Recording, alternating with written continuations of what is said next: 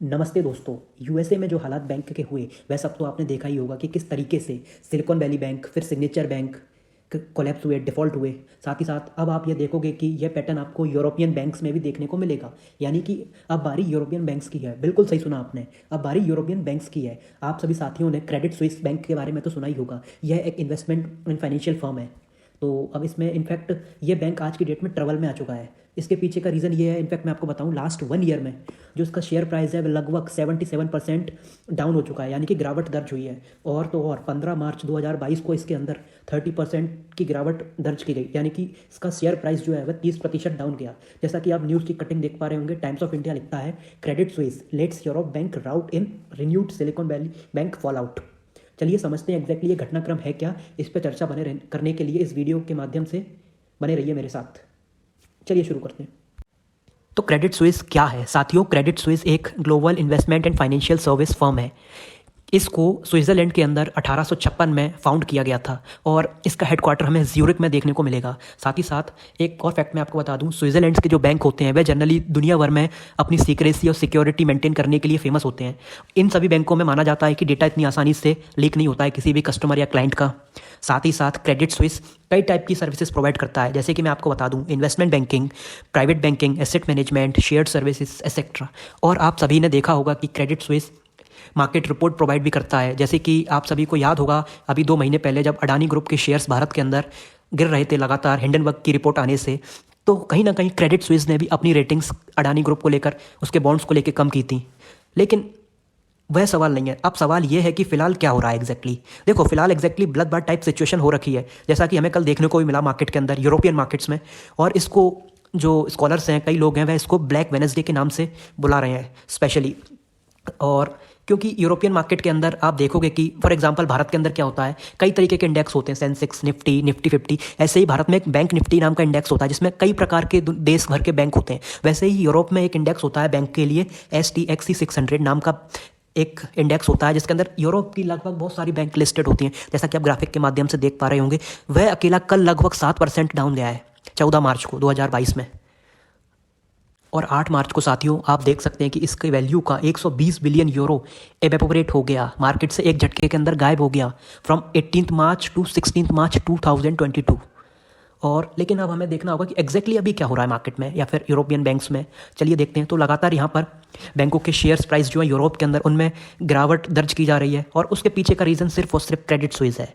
Credit Suisse क्यों है वो भी हम जानेंगे, लेकिन उससे पहले आपको एक ग्राफिक देखना होगा जिसमें मैंने क्रेडिट स्विस के शेयर प्राइसिंग को लगाया है। और वह आपको देखने को मिलेगा कि वह 2 यूरो से भी कम है, यानी कि क्रेडिट स्विस का जो अभी करंट मार्केट प्राइस है वह 2 यूरो से भी कम या फिर 2 यूरो के लगभग आपको देखने को मिलेगा। तो ऐसा क्यों है? और इसके पीछे का फैक्ट ये है कि पिछले 1 साल में जो गिरावट है वह 77% की है, 77% की गिरावट दर्ज की गई है क्रेडिट स्विस के शेयर्स के अंदर। और जो शेयर प्राइस लिखी है वह 2.02 है, तो वह रुपीज़ में नहीं है, वह यूरोपियन करेंसी में है। स्विट्ज़रलैंड की करेंसी है स्विस फ्रैंक, उसके अंदर है। अगर उसे आप भारतीय करेंसी में कन्वर्ट करेंगे तो वह लगभग 177 से 180 के बीच में प्राप्त होगी आप लोगों को, अगर आप गूगल के माध्यम से प्रयास करेंगे जानने का तो। और क्रेडिट स्विस में बताया जा रहा है कि इसमें शार्प सेल ऑफ देखने को मिला है। इसका मतलब है कि जिस किसी के पास भी शेयर था उन्होंने सेल करना स्टार्ट कर दिया है, अपने शेयरों को बेचना शुरू कर दिया है। और इसकी वजह से मार्केट के अंदर एक पैनिक की सिचुएशन क्रिएट हो गई है। इनफैक्ट कल से बहुत सारी यूरोपियन बैंक्स जो हैं उनके शेयर्स को होल्ड कर दिया गया है, यानी कि उनकी ट्रेडिंग को होल्ड कर दिया गया है। लेकिन इसके बावजूद हमें एक बड़ा सा फॉल देखने को मिला है। साथ ही साथ इसका CDS क्रेडिट डिफ़ॉल्ट स्वाइप 5 साल का वो न्यू रिकॉर्ड हाई पर पहुंच गया है। लेट मी एक्सप्लेन यू कि CDS क्या होता है, क्रेडिट डिफ़ॉल्ट स्वाइप होता क्या है। अगर आपका यह हाई होता है CDS, तो बताया जाता है कि इसका मतलब बैंक की हेल्थ सही नहीं है। एक्चुअली क्या होता है कि कोई भी कंपनी बॉन्ड इशू करती है ताकि वह मनी रेज कर सके मार्केट से, तो वैसे ही क्रेडिट स्विस ने भी बॉन्ड इशू किए। मान लीजिए कोई एक व्यक्ति है A नाम का, उसने 2000 रुपये इन्वेस्ट किए। एक एग्जांपल के तौर पे मान लीजिए, एक हाइपोथेटिकल सिचुएशन है, उसने 2000 रुपये इन्वेस्ट किए और बॉन्ड परचेज कर लिया, और इसके बदले उसको हर साल कुछ ना कुछ एक इंटरेस्ट मिलता रहेगा। लेकिन अज्यूम कीजिए कि किसी भी कंपनी ने का जो भी बॉन्ड आपने परचेज किया है और वह कंपनी डिफ़ॉल्ट हो जाए, फिर इस केस में आपका पैसा भी डूब सकता है। तो इस केस में क्या होता है कि आपने जो बॉन्ड लिया है उसका एक इंश्योरेंस करवाया होगा या फिर करवाते हैं आप, फॉर एग्जांपल के तौर पे मैं आपको बताऊं कि जैसे आपकी गाड़ी का इंश्योरेंस होता है, वैसे ही बॉन्ड का भी इंश्योरेंस होता है। तो कल की डेट में एज्यूम कीजिए कि क्रेडिट स्विस डिफ़ॉल्ट करता है एटलीस्ट, तो आपको आपका पूरा अमाउंट ऑफ मनी तो मिल जाएगा, इंश्योरेंस कंपनी आपको पे करेगी। तो इंश्योरेंस प्रीमियम रेट इंक्रीज होता है, उसी को बोलते हैं credit default swipe, CDS। What's the real issue with Credit Suisse? Actual issue क्या है? देखिए, असल सवाल यह है कि समस्या एग्जैक्टली क्रेडिट स्विस में कहाँ है। देखो, यहाँ पर आपको समझना होगा कि वर्ल्ड में, यानी कि दुनिया में जब भी कोई एक बड़ा बैंक डूबता है तो उसका इम्पैक्ट हमें ग्लोबली देखने को मिलता है और हर जगह हमें देखने को मिलेगा उसका असर कहीं ना कहीं। तो सबसे पहले जैसे कि USA में सिलिकॉन वैली बैंक और सिग्नेचर बैंक, उन दोनों का कोलैप्स हुआ लास्ट वीक। इसकी वजह से दुनिया भर में हमें लोगों का जो ट्रस्ट है उसमें गिरावट देखने को मिलेगी, क्योंकि लोग तो यही सोचेंगे ना कि जब इतना बड़ा बैंक डूब सकता है जिसमें लोगों के पैसे, डिपॉजिट्स वगैरह सब होते हैं, और वो भी USA जैसे कंट्री में, तो यह तो दुनिया में फिर कहीं भी हो सकता है। तो इसीलिए लोगों का जो ट्रस्ट है वो थोड़ा सा कम हुआ और लोगों ने क्रेडिट स्विस के स्टॉक्स को बेचना स्टार्ट किया। साथ ही साथ क्रेडिट स्विस के जो हालात हैं वो एकदम से ख़राब नहीं हुए हैं, वह लगभग पिछले 1-2 साल से चल रहा है ऐसा, यानी कि उसके शेयरों में पिछले 1-2 साल से गिरावट हो रही है और कई सारे स्कैंडल्स भी सामने आए हैं क्रेडिट स्विस के अंदर। तो अभी एक्चुअल में हुआ क्या है, जो एनुअल रिपोर्ट थी क्रेडिट स्विस की, जो प्रकाशित की गई, पब्लिश की गई 2022 में, उस एनुअल रिपोर्ट में सामने आया मटेरियल वीकनेस, यानी कि इसमें कुछ फाइनेंशियल रिपोर्टिंग कंट्रोल है, वह weak financial reported control weaknesses हैं। तो ऐसे कई चीज़ें सामने आई। साथ ही साथ इसकी वजह से रिपोर्ट के बाहर आने के बाद जो डिपॉजिटर्स थे उन्हें सेल करना स्टार्ट कर दिया और उसी की वजह से जो फॉल हुआ शेयर्स में वह आप देख पा रहे होंगे। 2022 की रिपोर्ट में यही बताया गया कि जो इनका आउटफ्लो है और इनफ्लो है वह काफ़ी ज़्यादा बढ़ गया, खासकर आउटफ्लो, और इसकी वजह से जो क्रेडिट स्विस का नेट रेवेन्यू है वह भी लगभग अपने 34% ईयर ऑन ईयर डाउन हो गया। फिर कल एक और न्यूज़ आई कि कल को अगर मान लीजिए क्रेडिट स्विस खतरे में आएगा तो क्या इसके जो करंट शेयर होल्डर्स हैं, एग्जिस्टिंग शेयर होल्डर्स हैं, क्या वह इसको बचाने आगे आएंगे, क्या इसके अंदर और अपना इन्वेस्टमेंट करेंगे?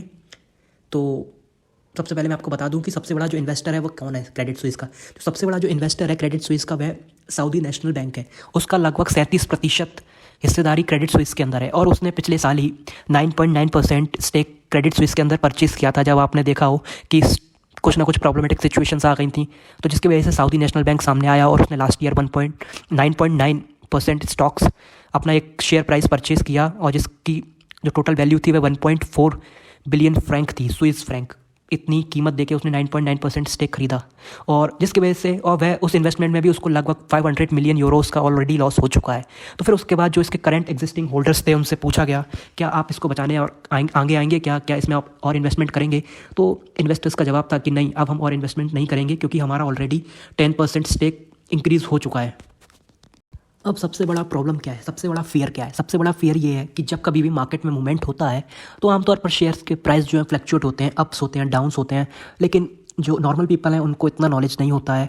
तो कस्टमर्स क्या करता है, पैनिक क्रिएट करता है और अपना पैसा निकालने के लिए बैंक भागता है। और अगर मान लीजिए एक बड़े लेवल पे हो गया, ये मास लेवल पे, तो जो स्मॉल बैंक हैं, छोटे छोटे बैंक हैं, या फिर तो उनके पास तो इतना डिपॉजिट होता नहीं है एक टाइम पे सभी लोगों को पैसा दे सकें। तो अगर सब लोग एक साथ पहुंच जाएंगे तो इसको बैंक रन बोलते हैं, बैंक रन। तो कुछ ऐसे बैंक हैं वह तो दे सकते हैं लेकिन सभी बैंक नहीं दे सकते। इसीलिए 2008 में जब क्राइसिस हुए तो हमें सेम प्रॉब्लम देखने को मिली, लेकिन उस क्राइसिस के बाद ऐसे कई सारे रेगुलेटरी रिफॉर्म्स बनाए गए तो बड़े बैंक्स इजीली पेमेंट कर सकते हैं लेकिन स्मॉल बैंक नहीं कर सकते हैं। तो ये एक बहुत ज़्यादा प्रॉब्लमेटिक सिचुएशन है। साथ ही साथ इस पर एक रघुराम राजन, जो हमारे फॉर्मर RBI चीफ थे, RBI गवर्नर थे, उनका एक बयान आया है कि क्रेडिट स्विस में एक्चुअल प्रॉब्लम क्या है। और इनका बयान ये सिलिकॉन वैली बैंक के कोलैप्स के बाद आया। उन्होंने उसमें बताया कि एक्चुअल में आज की डेट में क्रेडिट स्विस के पास बिजनेस नहीं है, इसको टर्न किया जा सकता है, टर्न आउट, इसको सिचुएशन से बाहर निकाला जा सकता है। उसका सिर्फ और सिर्फ एक ही रास्ता है, इन्वेस्टमेंट्स। तो देखना होगा एग्जैक्टली आगे क्या होता है। बने रहिए हमारे साथ और भी घटनाक्रम को चर्चा करने के लिए। उम्मीद करता हूँ आपको वीडियो इन्फॉर्मेटिव लगा होगा। अगर पसंद आया तो लाइक करें, सब्सक्राइब करें। धन्यवाद।